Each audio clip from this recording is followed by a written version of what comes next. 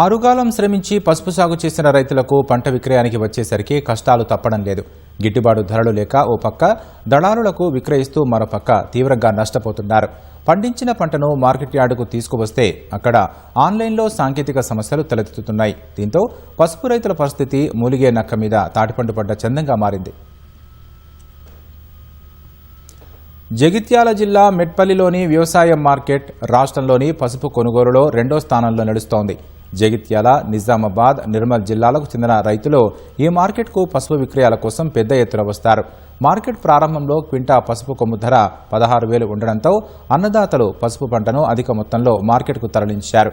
తీరా మార్కెట్కు వచ్చి చూస్తే ప్రస్తుతం క్వింటా పసుపు కొమ్ము ధర 11,000 నుంచి 13,000 పలకడంతో అన్నదాతలు అయోమయానికి గురవుతున్నారు. మెట్పల్లి వ్యవసాయ మార్కెట్ పసుపు పంటతో వచ్చిన రైతులకు గిట్టుబాటు ధర దక్కకపోవడంతో ఆవేదన వ్యక్తం చేస్తున్నారు. అంతేకాకుండా వివిధ కారణాలతో పంట కొనుగోలులో జాప్యం జరుగుతోంది. ఆన్లైన్ టెండర్ల సాఫ్ట్వేర్లో సాంకేతిక లోపంతో సమస్యలు రావడంతో పసుపు ధరల కోసం రైతులు రాత్రి వరకు వేచి చూడాల్సిన పరిస్థితి ఏర్పడింది. దీంతో అన్నదాతలు నిద్రాహారాలు మాని పసుపు కుప్పల వద్ద పడిగాపులు కాస్తున్నారు. మెట్పల్లి వ్యవసాయ మార్కెట్లో బాగా ధరలు ఉన్నాయని ఆశతో వచ్చిన రైతుకు నిరాశ ఎదురైంది. అనుకున్నంత ధర లేకపోవడంతో ఆన్లైన్లో వచ్చిన ధరకు ఇవ్వాల్సిన పరిస్థితి ఏర్పడిందని కర్షకులు వాపోతున్నారు.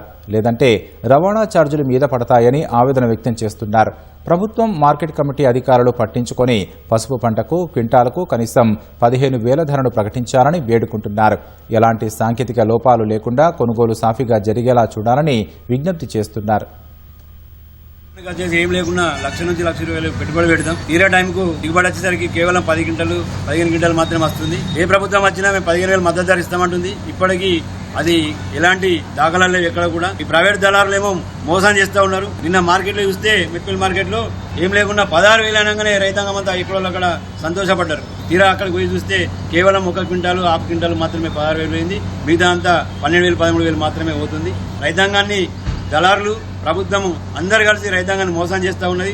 ఈ ధర ఏదైతే ఉందో 15,000 మద్దతు ధర అని స్థిరీకరించాలా, ప్రతి రైతుకు అందే విధంగా చూడాలా.